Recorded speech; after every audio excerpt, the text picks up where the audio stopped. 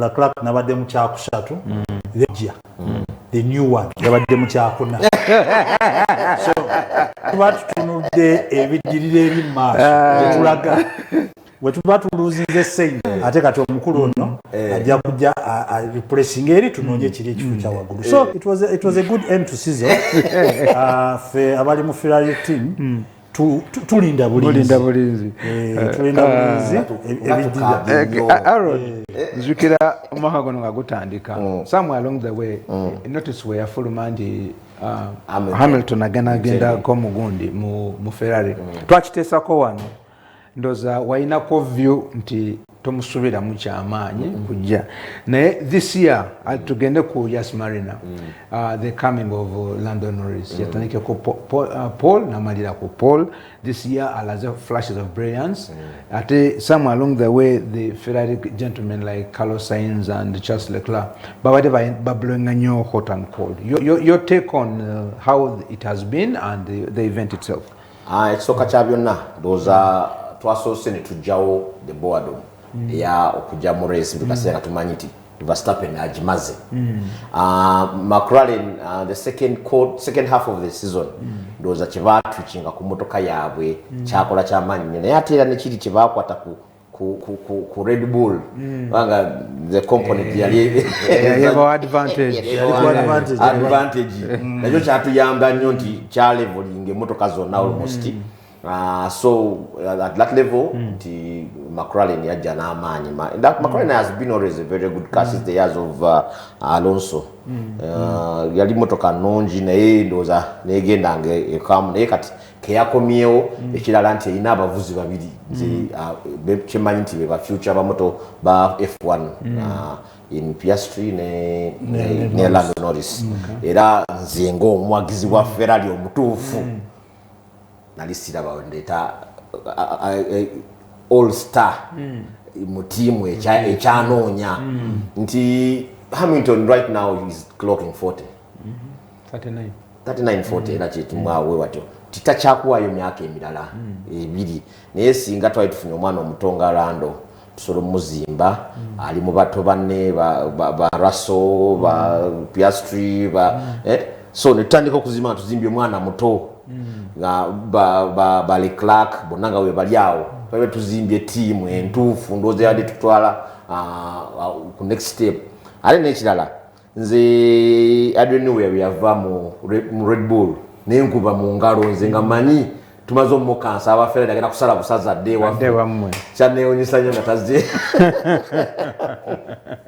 nga tazze wammwe and that really was the killer kubanga nali manyi nnyo nga akutte ku motoka yaffe eyo ayinza ogijjamu ekituufu kye twetaaga abavuzi n'abo ababiri bennyini Carlos Sainz ne Leclerc bayinza okuba si bavuzi babi on a good day naye they have been pushing really a bad car emotoka nga olaba waliwo bye bakola oluusi balwana ne bajjako ku Paul by the first corner nga babagyeyo ng'olaba ddala nti balina ekizibu kye bamisinga awo mu motoka eyo naye Mukama Katonda tulambye tutuse ku final gundi nga tulwanira ku championship eya constructors ekibadde kirungi na tulaba omwaka ogujja Ferrari ino ku improvinga si Ferrari gye tulina okumanya tugenze emyaka gino gyonna okujja kwa 27 tutwala champion tuludde ddala kati Aaron Kagama Rekoneni yasemba okuwangula muli wala ala kirungi nti mwembi abali wano muli ba Ferrari kati wano wembabuuliza 7-time champion okubeera nga ajoyinze Ferrari nga temulabye nti this year emotoka yali emutusumbuwamu n'agenda afunamu emotoka bwe yateereramu now was some good performance and some flashes katandike nawe Aaron Hamilton okujoyininga Ferrari olowooza kina boostinga tiimu yammwe okulaba nti ebawa better chance at the manufacturer's title and maybe give Ferrari that image that it is losing over time? Ekisooka kya byonna yo image gifuna mugenda kuleta amawulire mangi nnyo merchandise tugenda kutunda endo za shati zitandise shati kati zitandise okutuleza Hamilton zitandise okufuluma so ebyo tugenda kufuna byamaanyi nnyo naye what sustains those things is the performance on the track. Lero Red Bull yamaanyi si lwakuba nti ina stawa awangudde mirundi mingi ne lwakuba ayina performance gy'ateeka ku track. McLaren ezze si teina abaana bali flash balina ne record zonna, but when you look between Lando Norris ne Piastri, you see performance, and that is what is pulling people to the McLaren team. In Ferrari, erinnya lya Ferrari lise likakanidde ddala nnyo twetaaga performance okutuzaayo ku glory days okusinga star agenda kujja for merchandise. That's my belief. Agenda kujja merchandise, ijja kugenda buli mmoja kugula buli kitu kyenda kutambula, naye performance wise siraba change nene nnyo, kubanga n'ekirala emmotoka yaffe tugenda gikyusaako ki. They're the same engineers ababaddewo abakadde, they're the same people going to stay. We are bringing in a new man with all the accolades, 9 world champion, what biki nene naina accolades zonna bw'anaasigala nga emmotoka ekyakola byekola ajja kwevuma lwaki yajja mu Ferrari. Albi, Hamilton bamwogerako nga boogera ku Sebastian Loeb mu rallying circles nti y'omu ku abo abavuzi amanyi okubuilding emmotoka okufuna the best out of it. Hamilton wanabazze mu Ferrari osuubira nti kinaakyusamuko ku performance oba naye okuddayo okubeera ofuna championship ey'omunaana? Okay, on my part, Nandiagadde ogamba nti I will agree with Aaron on the side of merchandise and publicity. Sir Lewis Hamilton is a brand, a very big one, and he's definitely going to bring that to the team. On the other hand, he's a world champion, and not just once, he's 9 times. 8-time world champion. That means he knows how a car is built. Kati wobotunula Leclerc oyo, Leclerc yetagayo omuntu asomuwa advice to make him a world champion. So kwegamba mu team je tuina, we have experience and we have youth. Kati ono Hamilton agenda kutuyamba okutereza mmotoka yaffe, nze kyendowooza ekisinga, ajja kutuyamba okubuildinga ono prospective champion waffe oyo Leclerc, then ne avuga ono the younger driver. By younger driver bali mabegao, he will help mentor them to come through. So Ferrari nga brand ebali efunyemu obuzibu, and at the end of the day, running an F1 car is about money. So eno brand eno ejja kukyusa a lot about the number of Ferrari sales we make across the board. So he's a revenue generating option. Then he still has performance in him. Yagala kutwala ku Silverstone.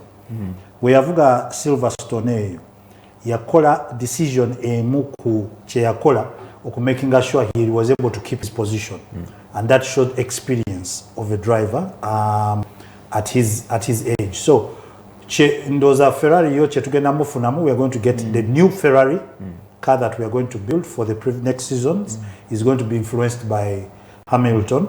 Our Leclerc is going to become a champion. That one is without a doubt, as a result of Hamilton's interaction with him. Season eno yonna nemu social media and other areas bade bamugamba olwa announcing his departure yali tafuna mmotoka ennungi. Boche bagamba, it's rumored nti mmotoka gye bali bateekamu nnyo amaanyi yabadde ya Russell. So coming away from there, okujja wano where we are going to give him a good car to the best of our ability. Nja kulaba Lewis ajja kuteekawo performance at least for the one season.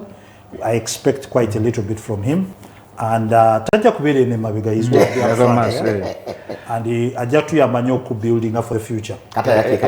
Era season yagigadde in style kubanga mu corner, the last 2 corners nayisa teammate we Russell nava mu kyokuna nadda mu kyokuna, ate nga eri mu top 3 mwabadde Charles Leclerc mu kyokusatu, Carlos Sainz mu kyokubiri for Gonde. Kakati Aaron nga ngenda wo Lando Norris okuwangula championship, event yeno ne McLaren okuwangula championship after 46 almost 46 years.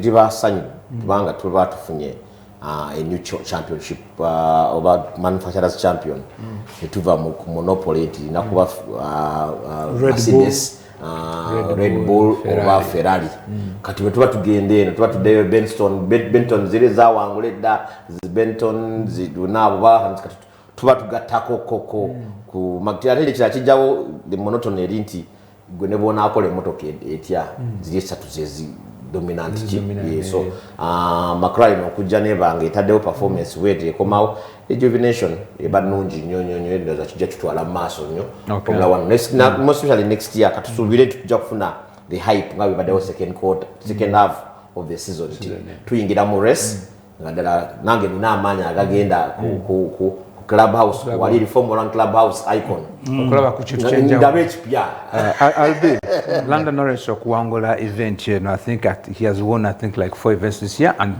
McLaren winning the championship the manufacturers championship it's wonderful for Formula 1 it gives us a new manufacturer in the mix and when you win you want to defend so watuka next season agenda kutandika ku griding as a champion and you would want to defend it kiba kitegeeza nti season yaffe eddako is going to be very exciting wotunula the very many years that we have had of too much dominance of the same people it has caused a little bit of abantu badde tebakyayambala ezo sats ezo eza kale ezo so now we are going to get different colors at the clubhouse at Icon in Forest Mall where we watch the game.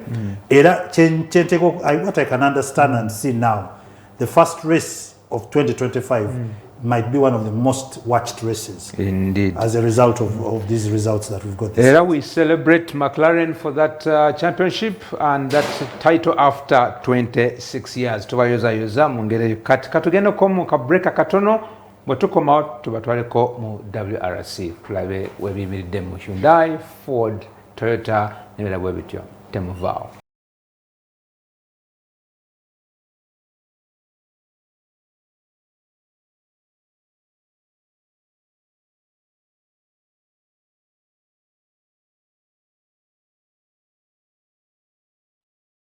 Welcome back from that commercial break. Okyali program The Podium ebeera on every Monday okuva ku ssaawa 4 paka saa 6 nga twogera ku motorsport. Olunaku lwaleero the seat of the jury oba stewards eriko Jobulwa nga chairman stewards, Aaron Nsamba mechanic ne Albert Ofong. Omukulu wafatira okubeera wano omwami Bukenya Kesh aliko wakyukidde mutumwadde ka suspension agenda asooka asomera ku bintu bya FIA kubanga twala tumukuze mu katono bwanaddira no ku Monday ajja kuba abalaga certificate jana bafunye ku gundi yago olwaleero nenga muli ku Podium eri ku Fufa TV ne Fufa Radio ku DSTV ku ne ku Star Times 2 nabatulaba online mwebale nnyo okutukwata ku programs zaffe eza Fufa TV nga tuvudde waawo WRC na ya championship na ya komekereza and for I think mukwano gw'abangi omukulu Terenovo owa team Hyundai yasobodde okuwangula championship eyo kansoke ntandike ne omukulu Albert Ofong abatakimanyi Albert tumanyi nga the unofficial spokesperson wa team Hyundai wano mu Uganda na mu East Africa yatuwanga nnyo housekeeping rules nga bitugenda okutambula mu Uganda nti Hyundai egenda kuwangula egenda kwenda drivers title ewangule manufacturers title internationally ne locally ewangule title Albert Ofong kansokerewo Terry eventually nawangula championship naye nga championship yabadde ya Kasigiri Thierry Munange abadde alwanidde ebbanga ddene ng'abantu batandise abamu nga batandise muyita nga Miko Ivenen tutajja kusobola namugoberera okuva we yatandika okuvuga eyo Hyundai nga kyali namutandika nga yatandika mu Ford n'agendako n'avugako Citroen namulaba nga is a very quick driver we are joining a Hyundai he's very passionate and very determined. He does not give up. That's what drew me to him. And after that, I decided to go also with the team. I was the supporter of Sebastian Loeb for a very, very long time. I supported Loeb, but not exactly the car, but the driver. But when I fell in love with Thierry, I went for the Hyundai and we kind of worked together. So of course nga bulijjo wano bragging rights is our championship WRC 2024 are mine. Era yoza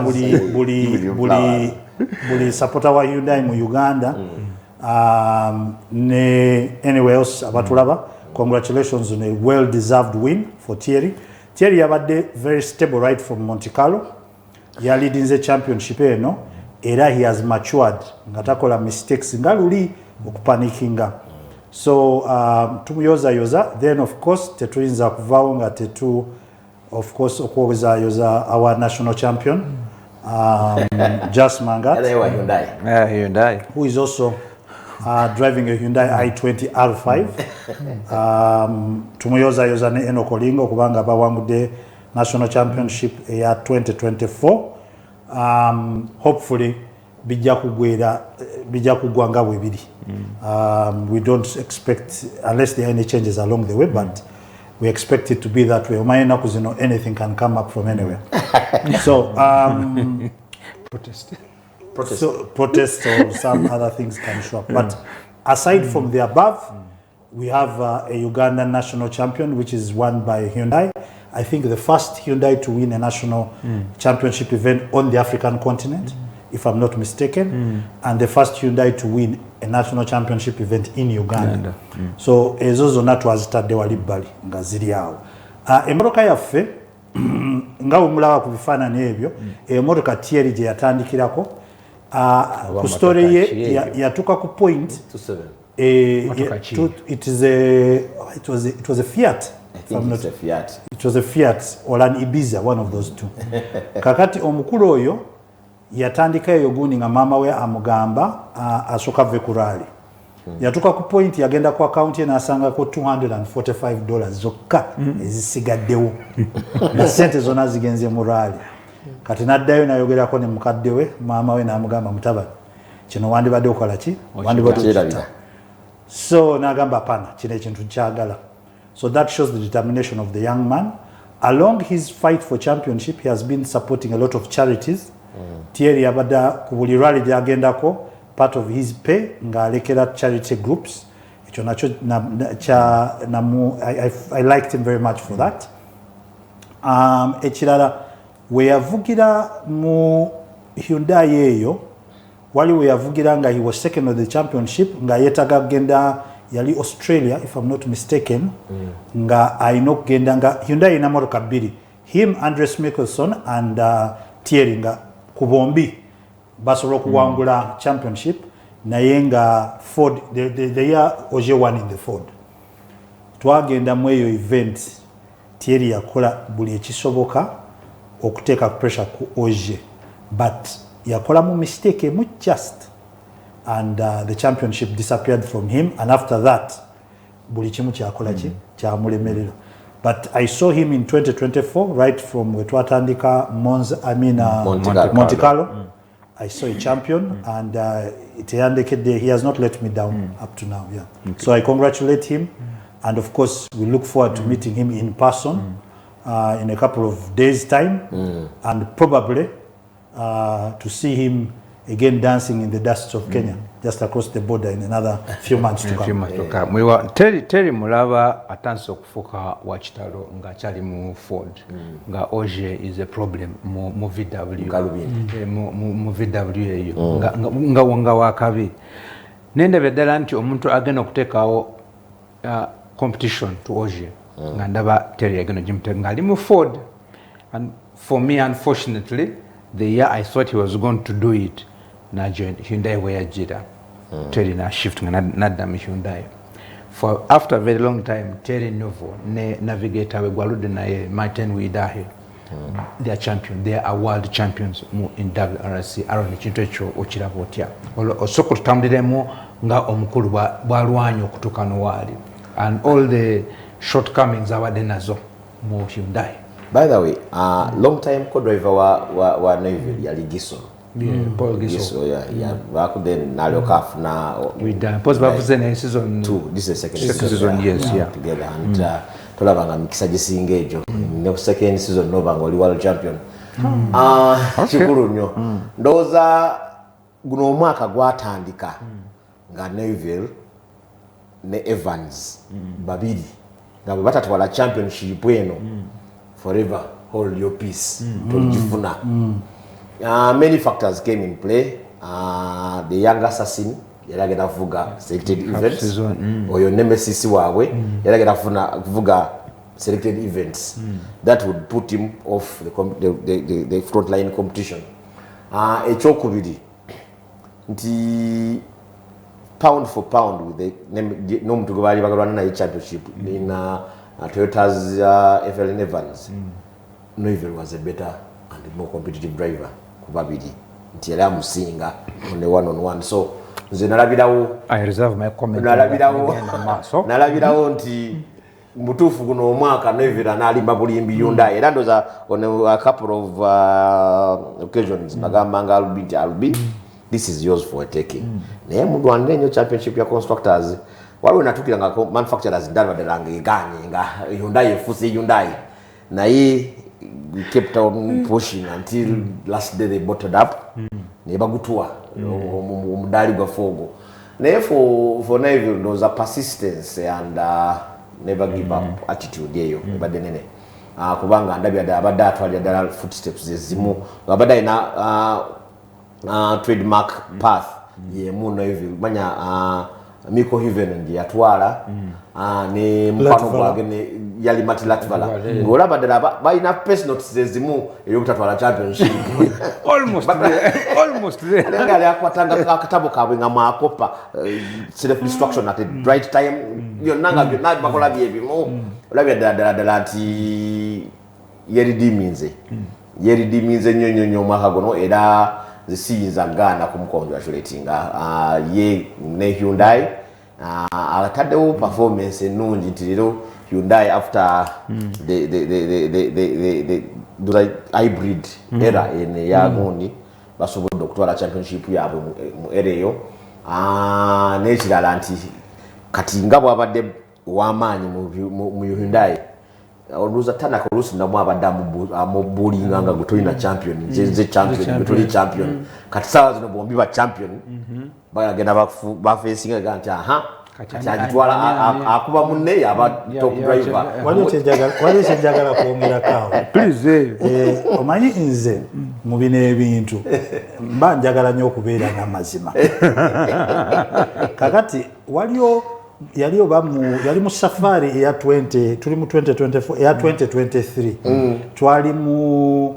Geothermal nga tulaba moroka zino kati Rovampera najja nga nengamba ono muvubuka kwa mtawana kati abantu ne bambuza naye musajja gwe owagirani kati bali aba Hyundai ne bagamba to owagirani oli wa Hyundai ate kati owagira Toyota nze mbera very factual ku bintu bino omuntu waba kusinga kakati nze njagamba bwe tuti timwaka guno Katonda yagijirira yagikwata n'agiteeka mu ngalo zani za Thierry Neville n'agamba nti muvuuka ngenda kutwala nkuguse okutuuka eri gy'oyagakulaga kubanga woba ogoberedde season eno Oje ne Rovampera bade basobola okutwala championship eno based on their performance kubanga bade tebavuga season yonna naye Oje yatuuka ku point nga championship agiriko ne bamwa extra gundi then they what they call the rally gods kati buli Oje we yagezaako nnyo okutuuka kweyo gundi Katonda nga agijayo moroka nga agiteekera ebbali for all the years Oje was a champion I have never seen Oje make such mistakes ever era Katonda we yamala n'amuwa eri stage ya power stage nga kaligenda na era power stage n'avuga he was very quick on the power stage so kuluno Katonda yagamba Neville twala era twebaza nnyo Katonda okutuwa kati nga we tunaddamu bya manufacturers then tujja kwogera ku motoka kubanga tukyalina mirimu awo. Okay, Aaron, not only did Oje, Terry Nouveau win the championship, Nate knows he has the most power stage wins.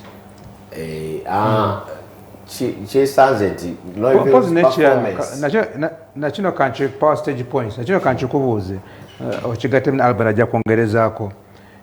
Kati twatandika n'omwaka nga housekeeping rules from the Alberto Fong ziraga nti Hyundai is going to win the manufacturer's title also.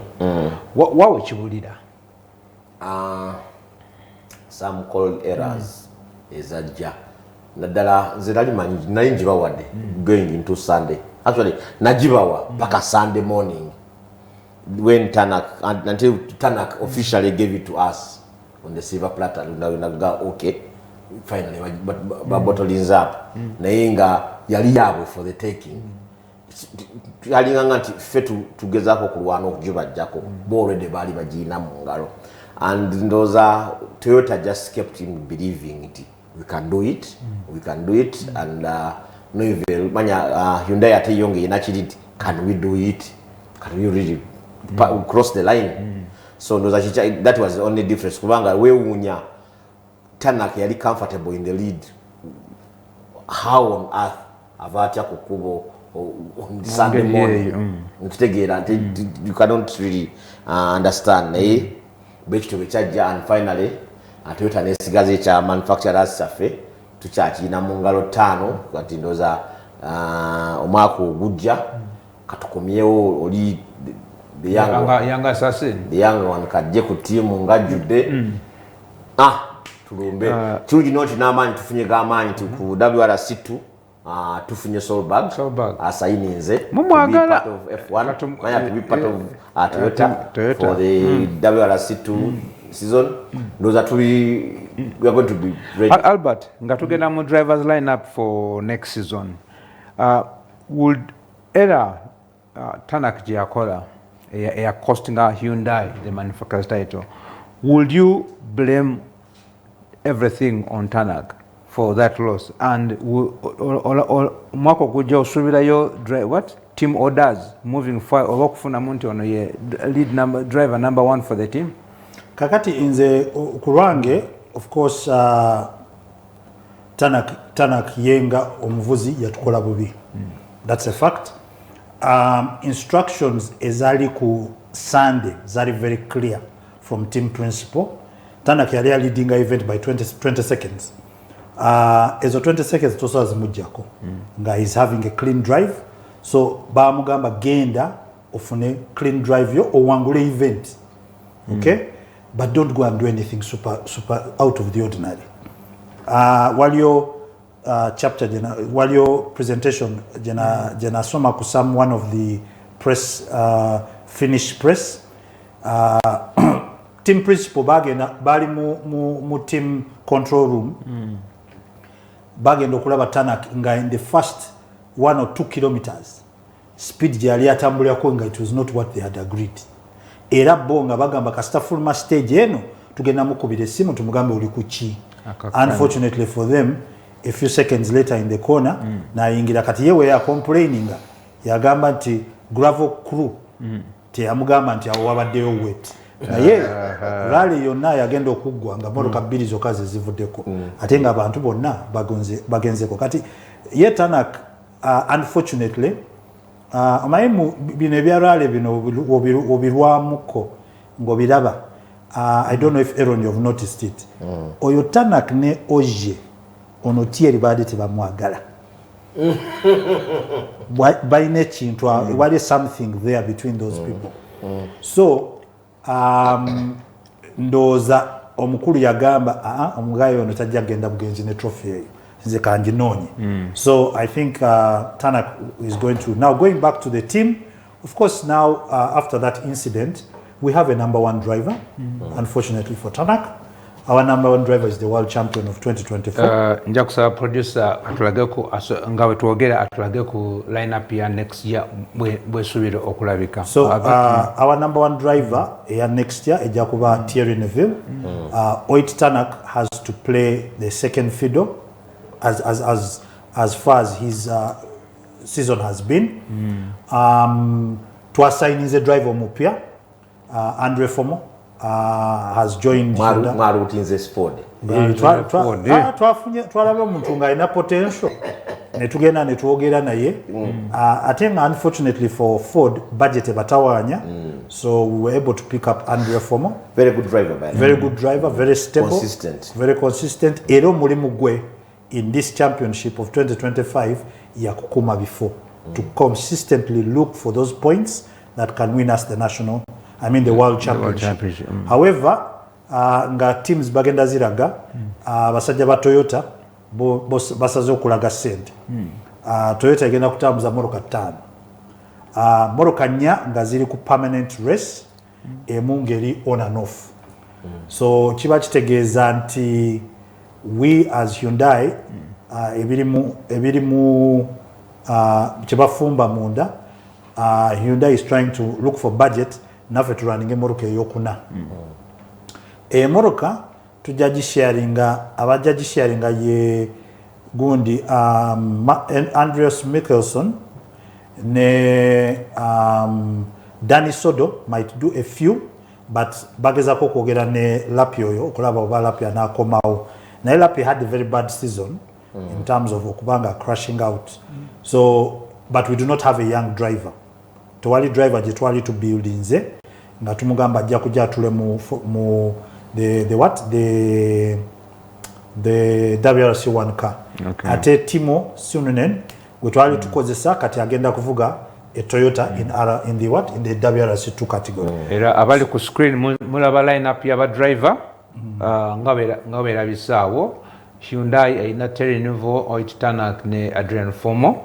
Aaron line up ya Toyota full time. Tuina Msajja wa Evans, Kale, Taka and Sami. Sami Payare, Katsuta and Oji. Then we have part-time. Kati, kwa bonna, who are the full-time drivers and who are the part-time drivers? Full-time be bana basoka. Evans, Rovampera, Kale, Katsuta ne Taka, Payare. ne Sami Payare. Okay. Then part-timer, ye Mzee Oja. Wetumulese for experience achatu zimbira moto atali ta advise tire choices yikafulu wafe.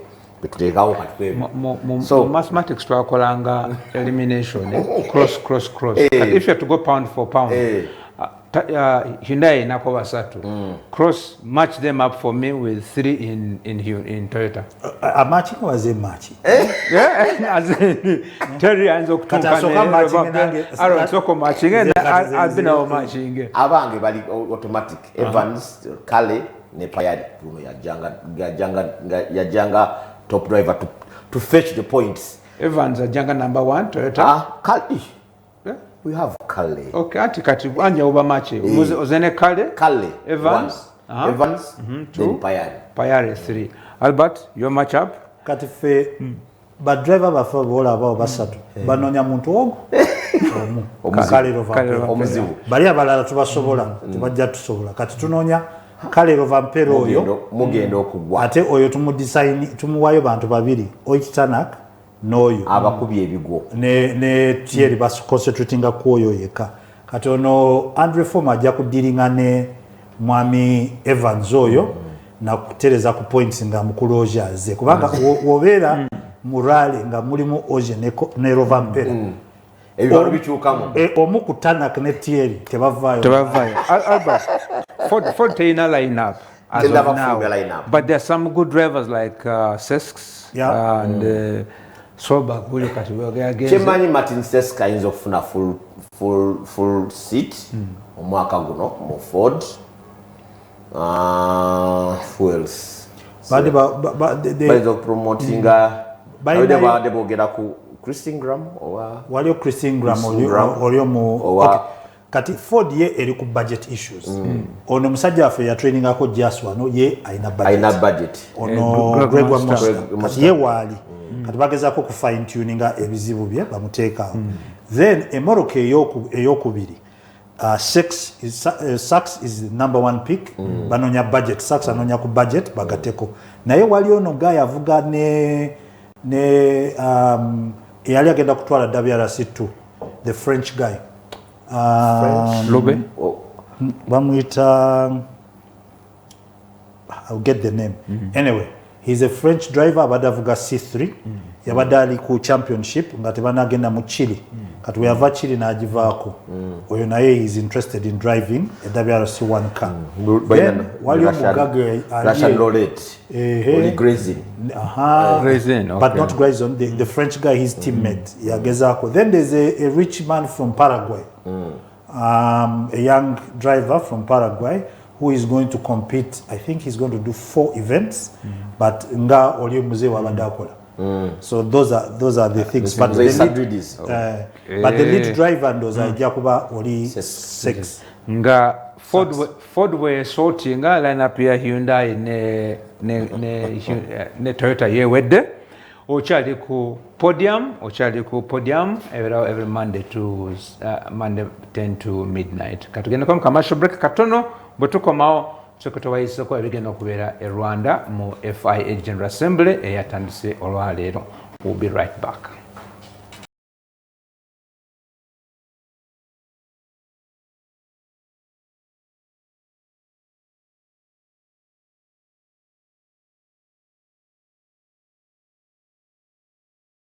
Ochali ku the Podium, welcome back from that commercial break. Ochali ku the Podium every Monday okuva ku sawa 4 paka sawa 6 nga twogera ku motorsport era tubeera ku Fufa TV, Fufa Radio, DSTV ne Star Times kwe tuli nga twogera olunaku lwaleero. Omutesiteso wa bulijjo Kesh ayinako wagenze mu kasemina katono tumusuubira okubeera nti bw'anaddama wiiki ejja kumanya certificate era mumusabe agibalage. Naye olwaleero nga bwe twayogedde from the beginning, Albert Ofong ne Aaron Nsamba mechanic mwe bali mu studio tuli ku issue ya motorsport. Kati batwaleko ku bigenda maaso mu FIA General Assembly olunaku lwaleero ne wiiki eno. FIA General Assembly eri ku butaka e Rwanda era Kigali yagichaziza ndoza Christian Gakwaya is the head boss there. Rwanda has made a lot of strides in motorsport. Etera nnyo okusaba ba drivers abava e Kenya, Uganda okugenda negezako kuwa incentives abavuzi bagende ba boosting events zaabwe kubanga abavuzi tebalina bangi nnyo n'olaba esobodde okusitula the world yonna. Kati ba champions ba F1, ba WRC, ba ARC, Continental, every motorsport. Neze tutamanyi zetu following bona bali eyo. Kantandike na Albert. Gundi eno conference eno okubereke e Rwanda. What should we expect? Abantu abanza batagitega bulungi. What should we see? What should people be expecting down there? Okay, first of all, the conference, the annual general meeting of FIA is a week long. There activities as well. One is for the country Rwanda. Its expectation is publicity. You are going to have all the champions of regional, world champions, regional champions of all motorsport disciplines in your country receiving awards. Therefore, you're going to have very big dignitaries there. And a country like Rwanda, which has made a pitch for a Formula 1 track, what we expect are discussions are going to take place. We're discussing regulation, we're discussing development of the sport, we're discussing equipment and so on and so forth. And of course, a session in which the leaders of motorsport across the world will make serious decisions that affect 2025 going forward.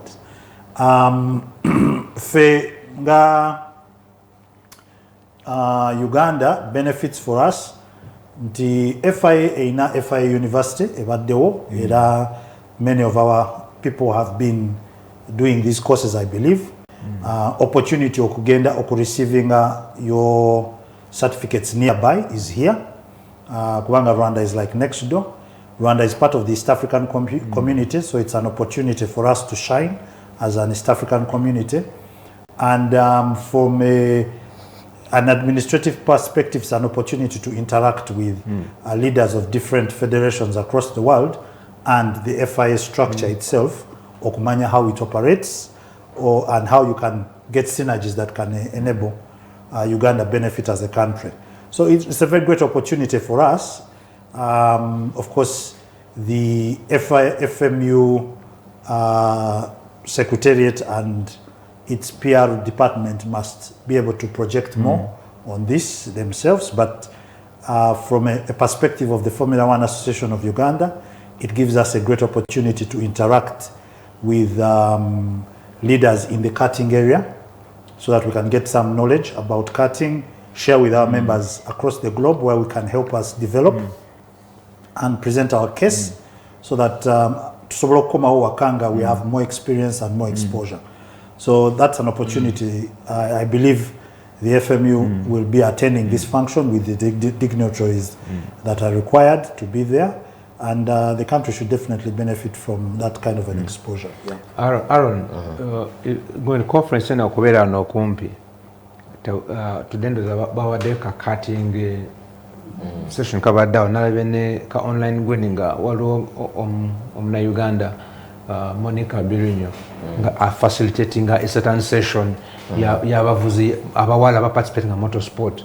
Fenga Uganda obanga abavuzi ba Uganda waliwo kye tufunamu nze ndowooza conference ngeno oba assembly bweno bwebanga ngeri kumpi naffe leero it's an opportunity for us to be down there, pick whatever we can get from there and come back and showcase it, but train transfer the knowledge back ku bana Uganda abali wano. Abasajja besettings abe Rwanda bano in many ways tumanyi tuyinza okuba tubagireganga bo balina emmotoka entono oba ebbiri naye ate bo baleka bagera tukuba nnyo mu bino ebintu ebirala structures endala fate zetutannaba kuteeka munamaanyi. I think the biggest thing gye balina nti government backing eri nabo buli kiba proposinga oli omukulu wa sports agaba bugambi mwami Paulo te abaana bagambye tukole kino mwami Paulo nagaba bugambi tubanonyeze kibeetaaga bagende bw'obulira leero ng'ongamba nti kundi ya Formula 1 track in Nemba near the Bugesera Stadium. I was there this year and I saw the big yes. Well, about that's it. Bugesera Stadium is just right next the corner. Kumpine gundi eyo. Bolaba eno fia General Assembly leero ga egenda kuba hosted. Ekintu tekijjawo ne kirekawo nga bwe kisigadde. Africa ya ko assembly yo. Which one? Africa. I don't recollect anywhere and try to. I would think this is the first. This is the first of its kind. I don't recollect anywhere and try to host the KG2. This is huge. Young Rwanda is showcasing its tourism and everything. Naye kati ffe nga ffe abali kumpi nayo nebe tulina okupicking up ebimu nti tusindiseyo ku bantu abagenzeyo bwe bakonakomawo they transfer the knowledge gye bajje gundi eyo kubanga what I know olaba tubeera na furies na event yemu ne tufuna trainings then a general assembly engage definitely ina those interactions and byosobola okupickinga one or two mirundi mingi nyo ntere kugamba Albert ono nti kubanga last year I think it was in Baku. Unfortunately, but I didn't know for my graduation in one of the two courses I graduated in, leadership and governance course, modern motorsport. Yes, naye sijja kusobola na attachments zenina okubanga maliriza mu Uganda sijja kusobola genda naye nga those bye bimbi twayipiikinzeeyo just even mere interaction with these people. You don't fail to get contact or something that you can bring back nekikuyambe encha oba nekipropelling encha ogenda okufuna kyokola kikyo wetaaga. Laba auditorium bwefaanana laba I think this was in Baku. No, laba auditorium bwefaanana. Yes, this was in Baku when they are launching. The Rwanda would be hosting the next one. Yes. Albert, olina kyoyogedde nti wabaawo side discussions ezo where we can pick a couple of things. Bakitegeeza nti abakungu abavudde e Uganda okukiikira FMU babeere nga balina objective strategy kati tuukeyo tulabe abantu nga bano tutese ku bino tulabe nti tubizze ewaffe kubanga nze nsuubira gundi eyo okutuuka awo nza muyita ne baguno baatambulanga balina nga bagenda banoonya ate nga wegedde ku kintu kya publicity. Rwanda is advertising itself on the global scale. Nti mu mupiira gye bali kana wane beetaddeyo basaba gundi ya karting ne babawa support So where do you think we usually lose it? I would not want to say. Okay, where do you think we are not taking proper advantage? Okay. As a Chenandigambia, I would assume, because I'm not privileged to what is happening at the other side of the FMU, but I would be of the opinion that there was a strategy. Kubanga FMU has been for Baku FMU was represented. Abagende Baku, they should have been able to see what happens and based on that create a strategy. It is near home. As a federation, it is cheaper for us to take very many representatives there. Era muberane strategy in the different areas. Musobolo okufuna benefit out of it. So my assumption is there must be a strategy. Maybe I'm not aware about it, but maybe there definitely is a strategy. But what I think we would get from this is the ability to, you see, East Africa is a region, and we have the FIA awards, we have the WRC in Kenya. We as Uganda should also look to get a world event in a certain discipline, whether it is motocross, whether it is enduro, whether it is karting, whether it is autocross, whether it is it's called country cross or something. We look for a discipline of our own and try to see if we can get a world event here. Because these sporting events are very good at advertising the country. Era ziyamba nnyo okutunda ensi, naye ziyamba nnyo okubeera nga tukuza talent. Census gye twafuna, we are the youngest nation. So we're taking advantage of these young people to bring results. We twagenda in Morocco recently. The Ugandan motocross team was the second in the world. I mean in Africa. Ekyo kiba kitegeeza nti we have reached a certain point. The exposure, Ndoza Mwala Wakatete has been nominated to represent Africa. Singa tetwagenda Morocco, probably that will not there. So these events that we attend outside, zine engeri gye zituyambako from a competitor's point of view, but administratively, kiri bwe kiti kubanga Aaron yakola, you've done governance, a governance course. Yes, I have also been able to do that course. So when you read the governance course and you visit a location like this one, this kind of a meeting, it enables you to filter in more on what your governance is supposed to be. So we have a governance problem in Uganda. We cannot lie about that. And it is an opportunity for us to benchmark on certain areas that can enable us improve on our governance locally, that gives us the ability to be there. Oyogede ku Rwanda nogamba nti the president of Rwanda supports motorsport.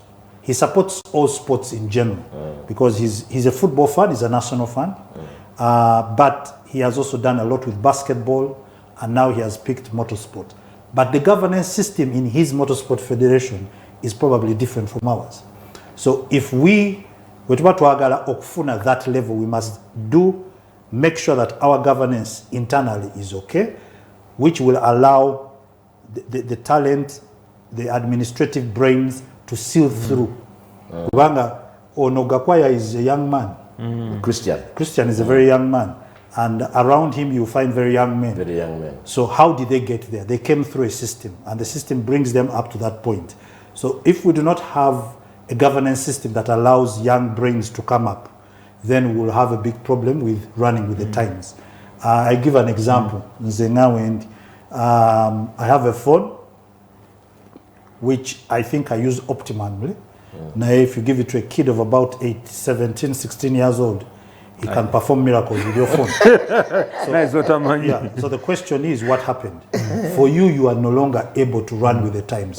So you must give him the governance skills he requires to come through and get you to the next level.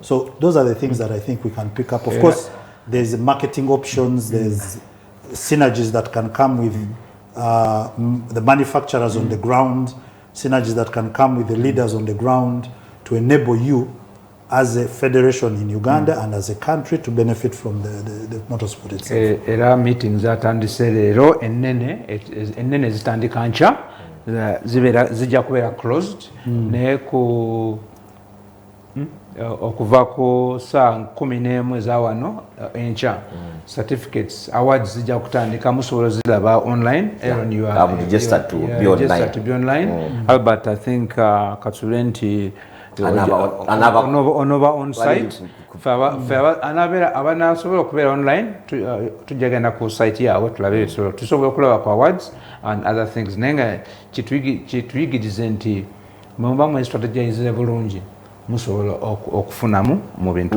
nja kwogera ku katono ku ekyo nti leero mbadde ndaba one of the adverts Kenya Safari Rallies yataddewo on particular posts if you want to take up those posts on the Safari Rally 2025 some of the requirements are those e-learning courses done on the FIA University so oyinza okuba onoga nti ndabye nja kutwala no example ya tero kulala no example ya FUFA nti those trainings they have done opportunities always arise nga banoonya omuntu oyo yali akoze ku kintu ekyo oba yali atrainize mu kintu ekyo and your door will open eventually so tufe era kingambye waliwo omukwano gwange ennya akayanyenye forums bamutaha Hamuza Lwanga ngambe Hamuza fe tukole kimu twongere kusoma twongere kutegeera and at the end of the day opportunities will knock on the door and the door will see what comes out kale katuve e Rwanda tukomewo ebutaka twogere ku ebintu ebigenda okubeera wano ewaffe ndoza tuli mu kuggalawo season yaffe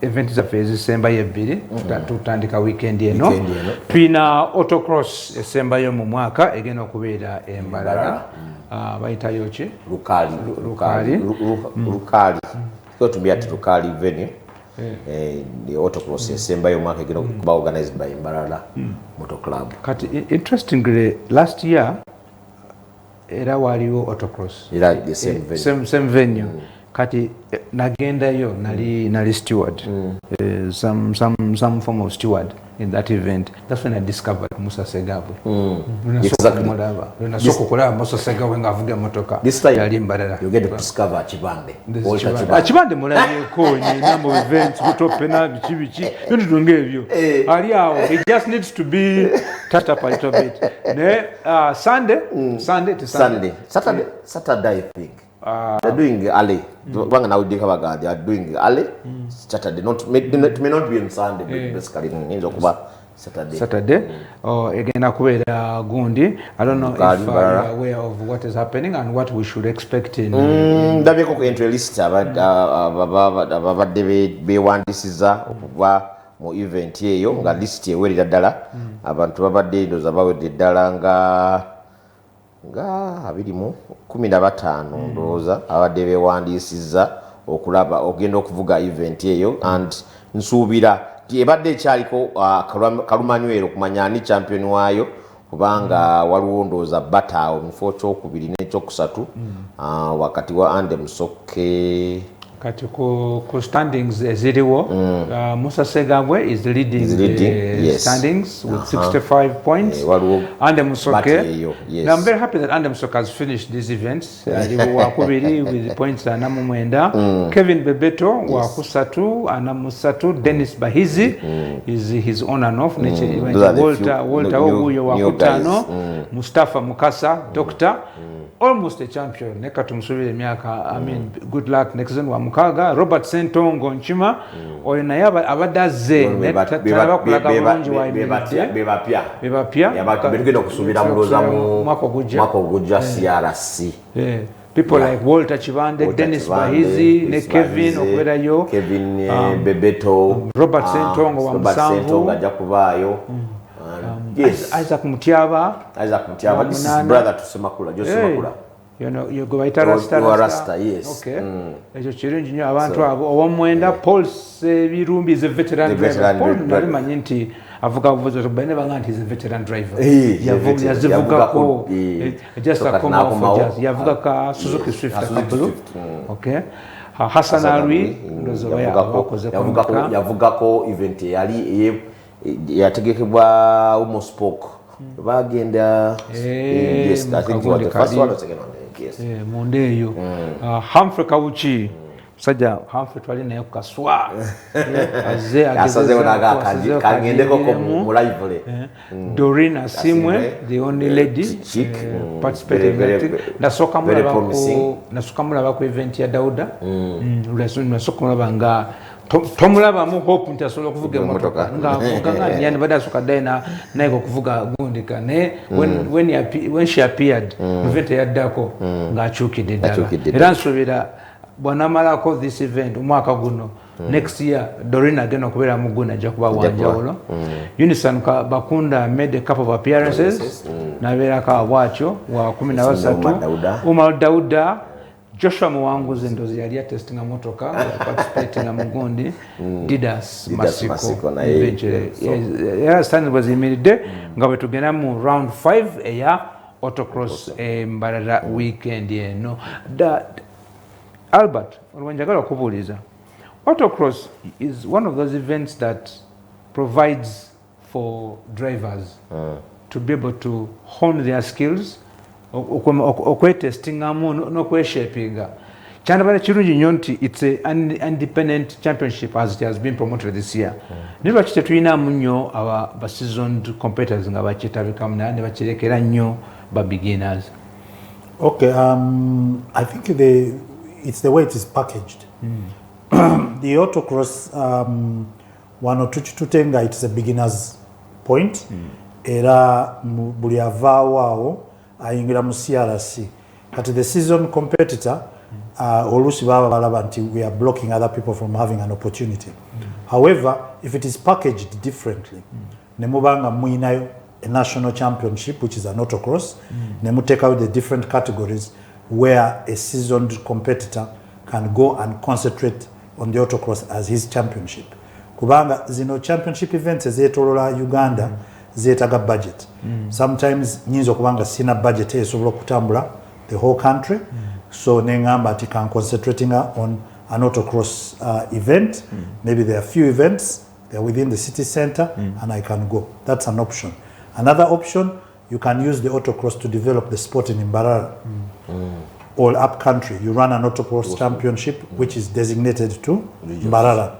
The regional autocross championship of MBARARA, autocross championship of Fort Portal, Masaka, wherever, and then you bring them for one race in Kampala, which is the final one, which could be also a way of development. So it's chitegeza engage marketing. So that is an area that we can expound on. From the lineup, you see Tulamanti, there is an interest. People are interested in joining motorsport and they are investing in their money to go that direction. So I think it's just about the packaging. Aaron, omwaka ogujja historical championship kansuubire nti enabeerawo okuleta ku motoka ezenkadde zibeere nazo abavuzi abo balina ku nkadde bano ba mpologoma nkadde yani one rally ya Haji Abbas Mayinja n'abasigadde this be a guy bamwita yabeerengawo bwe bwayise Gaddafi Jaffa abantu ngaabo abaabulabulamuko bwe bana bakomyewo nga bo bali low budget nga bakuvuga budget buno event wa budget otono will autocross be a good event for them to be aba katukala batuti tujja jigata next discussions za feddako kasoka tugenda mu commercial break entono bwetukomawo tumalize ku autocross then togere ku activities zibaddewo mu mwaka guno mu FMU temuvaawo.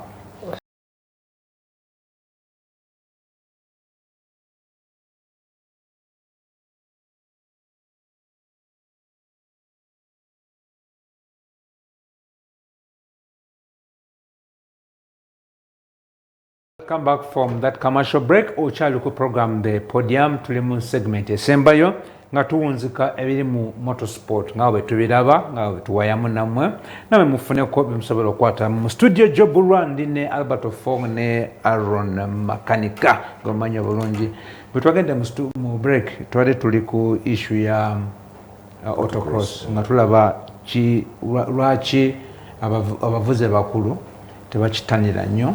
It's an independent championship. Albert aina kyakutte konti twachi packaging abubi ne atenga tulaba nti event yandibadde izibeera nga zisikiza nnyo ki abavuzi eyandyagadde okuvuga nga ina budget katontono na participate nga mugundi eyo aina kyakutteko nti weziba regional zikubeera nga ziyamba abavuzi mu bifo ebyo okuparticipate kitegeeza nti namba ziba zikula simanyi kirowoozaako ki. nze kinayo twadiscussa kwa n'omwami omu Hussein Mukuye nagamba we should change autocross from being a beginners championship, yeah, packaging to a fully fledged championship of its own. We can do training rallies for the new people coming in. Bila Kenya autocross ya manyo kusinga national championship ya autocross ngayo kwanga ina entries kusinga national championship ya. So I think we are handling it in the wrong way here. Twageza kulaba tujifula championship of its own au n'abantu bonna bajja kufuna amaanyi akola ki agagenda okulwana gwoba oli mupyango oyagala kuddako ku olabe emisinde wegibeera ng'ojjanga olaba emisinde wegibeera nga bakusabula ng'odda wali eri nga waba wagenda wali eri ng'akusinga. N'ekirala ekya Albert kyabadde ayogedde ndowooza in all honesty tukyogeddeko n'emirundi wano nti ddala autocross etuukiriza omulamwa gwe bagikolera. Nze Luyonga ndi Fort Poto nina okujja ekaga okuvuga on 6 kilometers mbeera Fort Poto nvuge transport nzije ku kkubo konna how many kilometers 300 kilometers nzije nvuge 6 kilometers zeyo tekiriwa. So nga ate how are you going to impress or interest anyone Luyonga somewhere in Fort Poto? Take the event with them nti region yeno Bunyoro Kitara oba Rwenzori region region ya wano tukole autocross akamu katandika kabere ekyenjojo wekadda akako kubiri kabere ekibale ako kabere bundi bujo abawo momo ebasing transit ntinze bwenva wano nensala busazi nengende ekyenjojo nenvuge yawo bwenva ekyenjojo nensala nenzija chibale nenvuge yawo nenzikirira wano nenvuga. So that region does that. Owe South agamba dutu abadde rakaite kati tugenda Masaka tuvudde Masaka tugendeke Kalungu.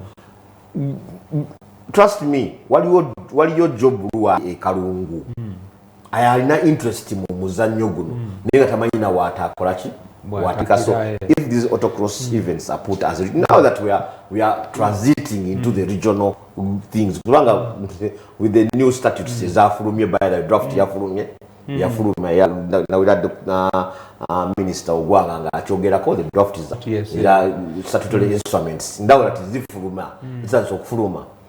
We better be ready to align tugende regional tujja okusobola okumalayo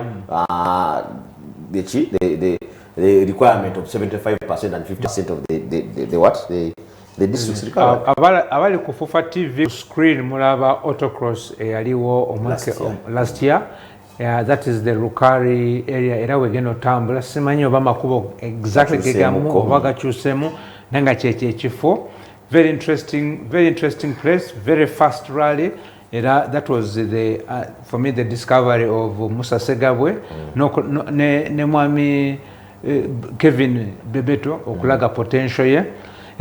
Chana bali chinyo okulaba nti now that this Bebetos Segabwe has come of age and a couple of people whenever zemu event mu national championships bajja kulagako nate kirala Albert kankomewe uwo akasembayo. It's a much cheaper thing event to run ngojeko distances around where you're getting nti it's a much cheaper event to run for a competitor, short distance, and you don't have to have a whole crew. So how in your view can it be improved okuja ngojeko cha branding nicho kuchufura maybe possibly a regional championship then to make a fully fledged championship? Okay, mundoza yange kiri nti the autocross championship based on its logistical requirement it doesn't need a lot of distance to cover. It can be run on a small track, in a very closed track. Chitegeza, it can be developed as a regional event. And having it as regional, you have to ensure that there is budget to create this championship in whichever area it goes. So as an organization, you must create within these regions that you want to build this this championship, you must create an economy, which economy is based on the people themselves wanting to invest in the sport by getting competitors, somebody to give you the land to race on, and the local government to see the benefit of the sport locally to invest money, and private sector in the area. So omuntu oba ino kutuula wansi and you design the whole concept. It's something that you have to work upon. You need to sit down and plan it. Huh? Yeah. So if you have a regional championship, autocross at regional level, and then you bring a man from Fort Portal, from Gulu, from Arua, to make one trip to Kampala, a central point, and he does an event that gives him the championship, the grand finale, it makes more sense. And this can be rotational. So if this year the grand finale was in Kampala, next year it can be in Gulu.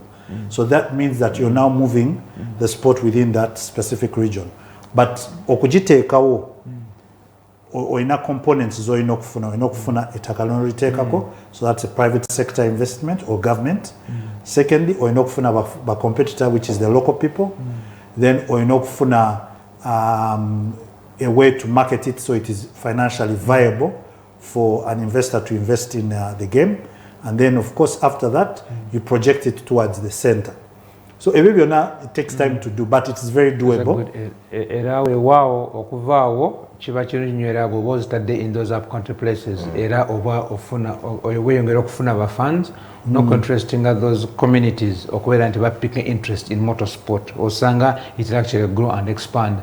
Era tugenda Mbarara weekend eno nga Segabwe is leading the championship, nga Ande Musoke amuli bubi nnyo. Ande Musoke ekintu naye ayinza okiggala oba Segabwe. Segabwe is already CRC champion 2024. Kati is now racing for Autocross Championship 2024 also. Era ino kutukayo ekintu achikube. Achigai. Era tuba abagenda, remember keep safe, muvuge mpola ku highway, temukola ndima ayagala kuvuga full speed from motoka yempaka yingira ku track, yambala overalls ofune competition license, wepike n'abavuzi abalala. Nga tuvudde mu autocross bale njagala Albert Kansokerewo. Omwaka guno tubadde ne some improvements in the whole scope of motorsport. Mulimu bye tulabyemu ebipya ebizzeewo, twagenzeko e Morocco for CSC ne tufuna netumalaza kyokubiri, tufunye ku bavuzi ab'enkizo abalaza nti bajja kuboominga, naye ate in my view waliwo ekibadde kizze ne kirabika nnyo. F1 Uganda Club yatongozawo championship ya karting. Since I joined motorsport wa Uganda namutandika mu 2020, mu 2010 sorry, okupika interest motorsport wa Uganda, nensango club gye bayita F1 nga tebalina kye bakola. Era twali tubabrandinze TV club nti bo za ku TV balaba karting naye very interesting nti omwaka guno bakozeyo kyabakola. Albert, you are the vice president of Formula 1 club. Tutambuzeko kujana gye mubaddeko ne karting, wawe mu byolabye mu achievings ebyamaanyi, then wawe mwagala ogitwala come next year. Okay, ekisooka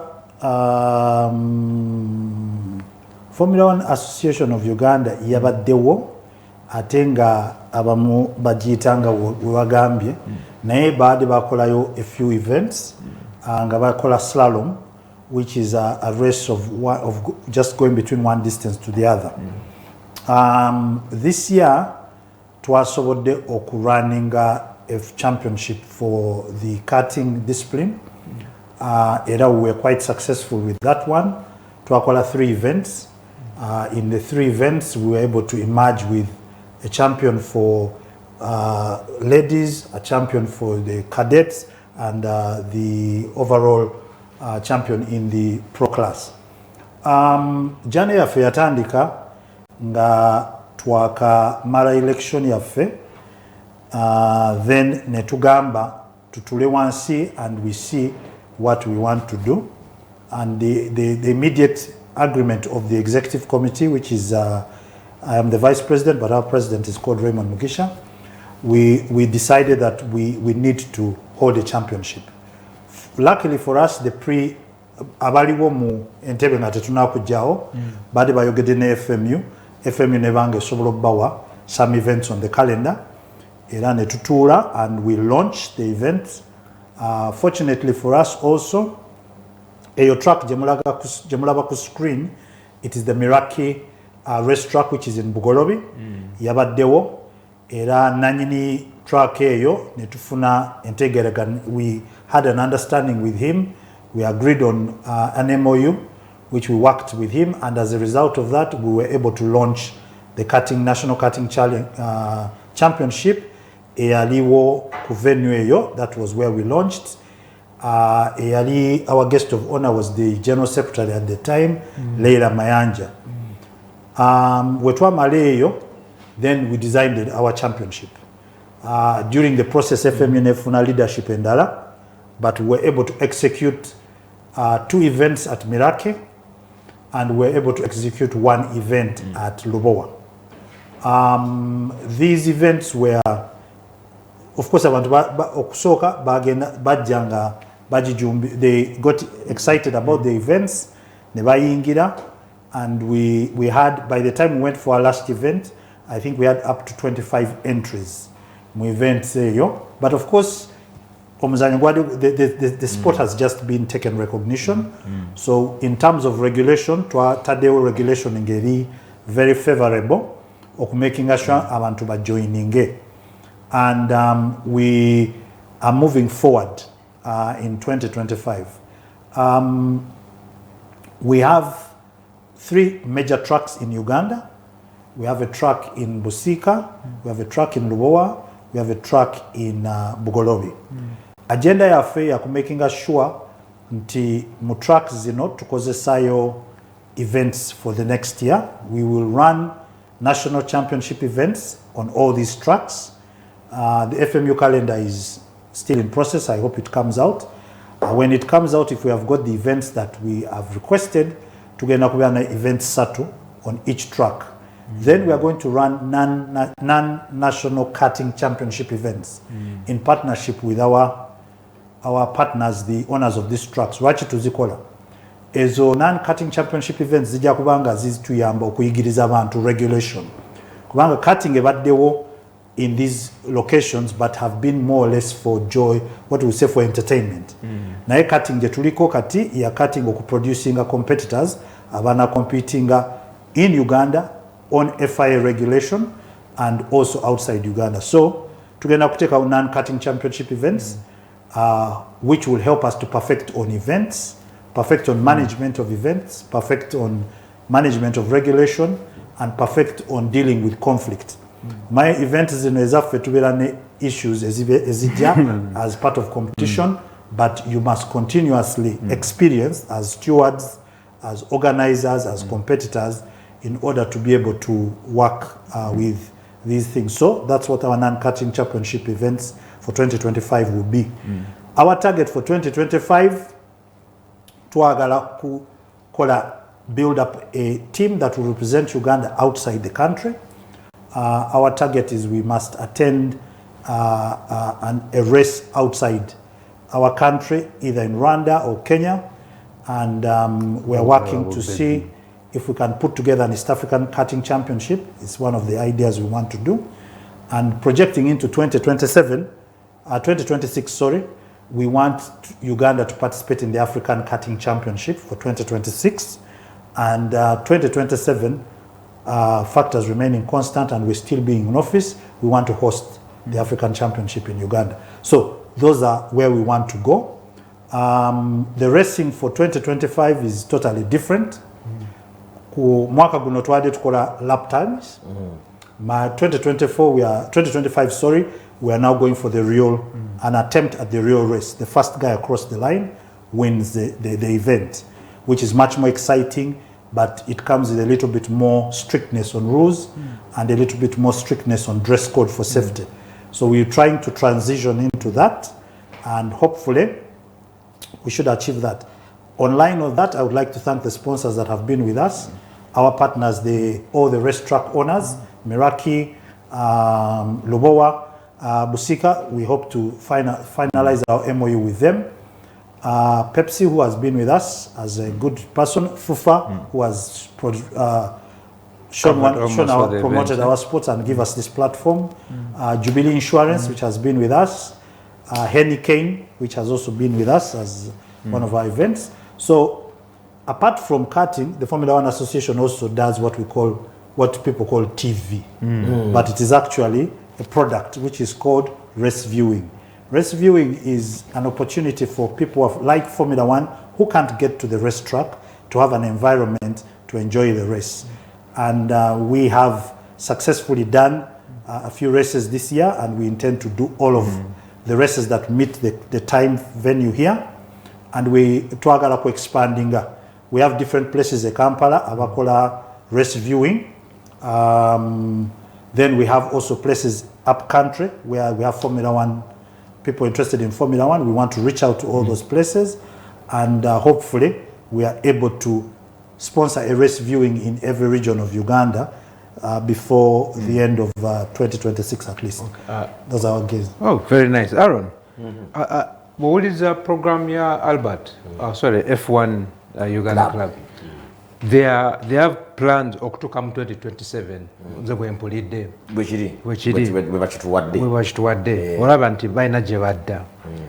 kati tuddeko side endala coping on that sports bill yakajja tufunye abakulembeze abapya juzi naliko emityana nendabayo track empya ya pichipichi kiki kyolabye ekizze ekipya kyolaba kitwandibadde to building on ng'olabye nti these are the elements we need to go. Kisooka kya byonna the willingness for venue owners to create more venues weeri oyogeddeko mitiyana waliwo n'endala nnyingi ziri andawe tetunanakumanya bayirawe naye nga bazitakawe ndirina muteekeko racetrack muteekeko so ekyo weekiri, and I think we need to handle these people bulungi kubanga omuntu bwe yeewaayo n'awaayo n'ettaka okukolerako omuzannyo ffe gwe twagala olaba ddala nti ayina interest nene era omuntu tulina omukwata bulungi kubanga enkya ye muntu agenda tuproperinga okutuusa ku kiddako bwasoboledde okuwayo ettaka enkya yinza okuba nga asobola n'okuvaayo ne sponsorship esingako ku ekyo to push our sport maaso. Mwaka guno ndabye waliwaddewo obuzibu bungi, over dependence on the government money kireese obuzibu bungi nnyo ndowooza. Nja kugamba nti federation yaffe yagetingako plans olwokuba yamanya nti twafuna sente za gavumenti andeoza neekendeeza ku viga gye yayinanga mu kunoonya sponsors abalala abagiyambangako weebuuza buli kimu ekibaawo kiwaki tekyakikoleddwa anti sente zaffe account bagisiba, kiwaki tekyakoleddwa anti sente zaffe sente bagisiba, kiwaki tekyakoleddwa anti. And you really ask yourself, looking at government and on board, how are you getting this money? About how are you running affairs of the federation? Then those that